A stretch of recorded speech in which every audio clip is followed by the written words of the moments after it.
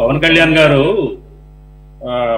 ముందుగా అండి ఇది రెండు అంశాలండి. మీరు ఈ సబ్జెక్ట్ లో ఒకటి పవన్ కళ్యాణ్ గారు మాట్లాడిన మాటలు వాటిలో అనుచితమా సముచితమా అనేది ఒక అంశము. పోతే కోర్టు మరి ఆయనకి ఒక ప్రత్యేక ప్రజాప్రతినిధుల కోర్టులు విచారించాల్సిన అవసరం ఏముంది? అప్పుడు టెక్నికల్ గా అప్పుడు ఆయన మాట్లాడినప్పుడు ఆయన ప్రజాప్రతినిధి కాదు కదా అనేది మరి గౌరవనీయ కోర్టు వారు చెప్పిన అభ్యంతరకరమైన వ్యాఖ్యలు. ఇప్పుడు మొదటి అంశానికి వస్తే పవన్ కళ్యాణ్ గారు చాలా బాధ్యతారాహిత్యమైన వ్యాఖ్యలు చేశారండి.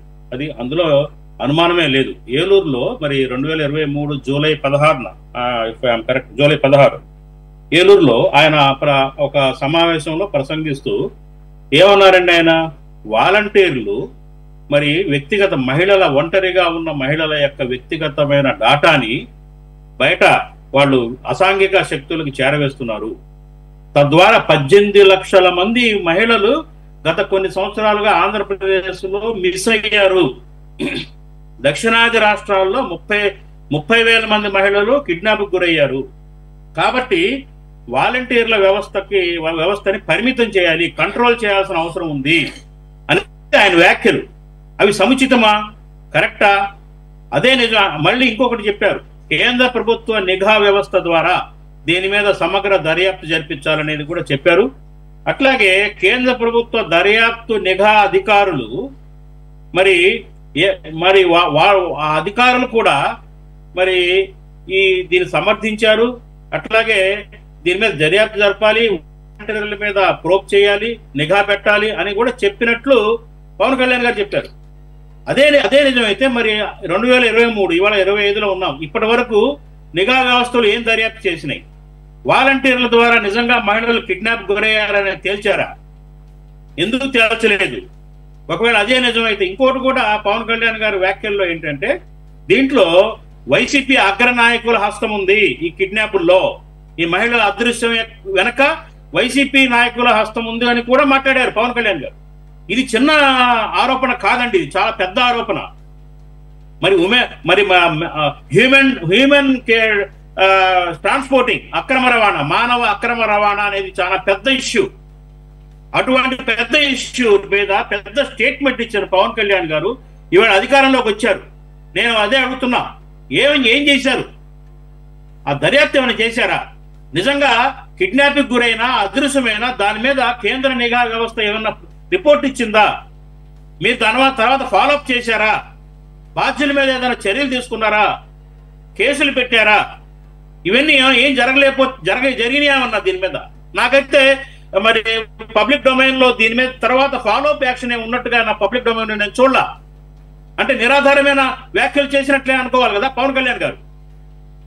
ఐపీసీ సెక్షన్ 499, 500 ప్రకారంగా ఇటువంటి వ్యాఖ్యలు చేస్తే గనక 2 సంవత్సరాలు ఇంప్రిజన్మెంట్ ఉంటుంది ఈ సెక్షన్స్ కింద. కాబట్టి ఏంటంటే ముందేంటంటే పవన్ కళ్యాణ్ గారి వ్యాఖ్యలు. మళ్ళీ ఇంకొక క్వశ్చన్ ఏంటంటే మళ్ళీ తర్వాత ప్రాసిక్యూషన్ వారు ఎందుకు ఉపసంహరించుకున్నారు దీన్ని?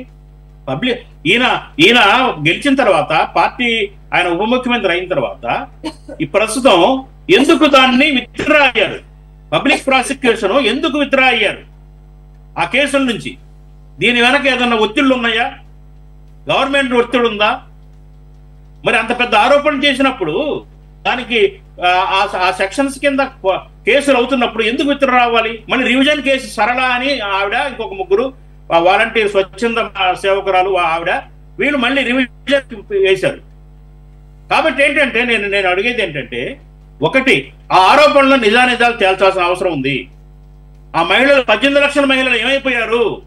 చిన్న విషయం కాదు కదా. కాబట్టి ముందు అది నిజానిజాలు నిగ్గు తేల్చాలనేది మేము కోరుతున్నాం. అట్లాగే ఇక ఆయన ప్రజాప్రతినిధి కాబట్టి ఇవాళ ఆయన కోర్టులకు హాజరైతే ఎక్కువ సంఖ్యలో క్రౌడ్ అట్లాంటి ఏదన్నా సెక్యూరిటీ ఇష్యూస్ ఏమైనా వస్తాయేమో ఉద్దేశం ఉండి అడగచ్చు వీళ్ళు. కానీ టెక్నికల్ గా గౌరవ న్యాయమూర్తి గారు అడిగిన దాంట్లో ఏంటంటే ఈ కేసు జరిగినప్పుడు మరి ఆయన ప్రజాప్రతినిధి కాబట్టి మరి ఆయన ప్రత్యేకంగా ప్రజాప్రతినిధుల కోర్టులో విచారించాల్సిన అవసరం పెద్దగా ఉండదు అనేది నేను కూడా అభిప్రాయపడుతున్నాను సురేష్. కాబట్టి ఏంటంటే మేము కోరేది ఏంటంటే అసలు ఇంత పెద్ద ఆరోపణ చేశారు. 18 లక్షల మంది మహిళలు ఏమైపోయారు?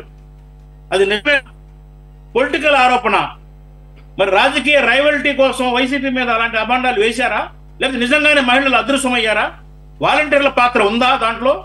పాపం వాలంటీర్లు ఇంటింటికి తిరిగి పెన్షన్లు ఇచ్చుకుంటూ, రేషన్ కార్డులు ఇచ్చుకుంటూ సేవ చేసే 5,000 రూపాయలకి సేవ చేసే గ్రామ వాలంటీర్లు, వార్డు వాలంటీర్లు మరి మానవ అక్రమ రవాణాకి వాళ్ళు పాల్పడ్డారా?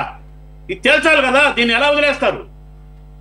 కాబట్టి ముందు మేము కోరేది ఏంటంటే, నిజంగా అలాంటి కిడ్నాపులు జరిగితే కనుక దాని మీద సరైన చర్యలు తీసుకోవాలి, దర్యాప్తు చేయాలి, నిజాలు నిగ్గు తేల్చాలి. ఆ 18 లక్షల మహిళల యొక్క ఆచూకీ కనుగొనాలని చెప్పేసి, కనిపెట్టాలని చెప్పేసి మేము కోరుతున్నాం ముందుగా. తర్వాత ఏంటంటే వారి విచారణకి హాజరవ్వచ్చు, ఆ విచారణ ఫేస్ చేయాల్సిందే. సాధారణ కోర్టులో, జిల్లా కోర్టులో వారు అటెండ్ అవ్వాల్సిందే. దానికి ప్రత్యేకంగా ఇదే ఉండదు. ఎందుకంటే ఈ సంఘటన జరిగిన నాటికి ఆయన ప్రజాప్రతినిధి కాదు కాబట్టి టెక్నికల్ గా జడ్జి గారు లేవనెత్తిన అంశం సహేతుకమే అనేది నా అభిప్రాయం. సురేష్ గారు.